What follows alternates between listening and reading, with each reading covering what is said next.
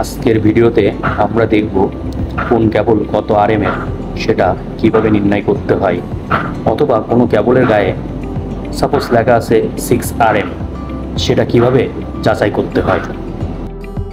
এক্ষেত্রে প্রথমে কেবলের একটি কোরের ভিতরে কয়টি তার বা খেই আছে সেটা গণনা করতে হবে।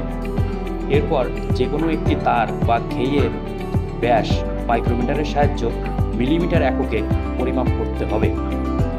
তারপর নিম্নোক্ত সূত্রের সাহায্য প্রস্থচ্ছেদের ক্ষেত্রফল নির্ণয় করতে হবে। এক্ষেত্রে প্রস্থচ্ছেদের ক্ষেত্রফল মিলিমিটার স্কোয়ার এককে আসবে। নির্ণয়কৃত প্রস্থচ্ছেদের ক্ষেত্রফলকে সর্বমোট তার বা খেইয়ের সংখ্যা দ্বারা গুণ করলে উক্ত কেবলটি কত আরএম এর সেটা আমরা পেয়ে যাব। এখানে একটি 6 RM এর কেবল আছে। প্র্যাকটিক্যালি এটা আমরা এখন পরীক্ষা করে দেখব যে 6 RM হয় কি না। প্রথমে আমরা একটি কোরে কয়টি তার আছে সেটি গণনা করব। 1 2 3 4 5 6 7, এখানে সর্বমোট 7টি তার আছে। এখন মাইক্রোমিটারের সাহায্যে একটি তারের ডায়ামিটার বা ব্যাস নির্ণয় করব।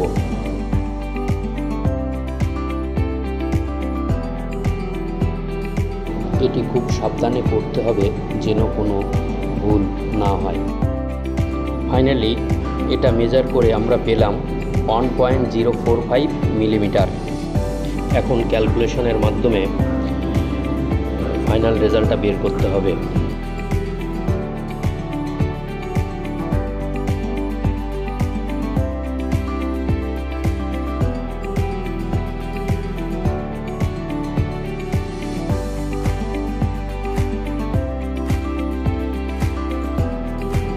এবং ক্যালকুলেশন থেকে দেখা যাচ্ছে যে কেবলটি 6 RM এর।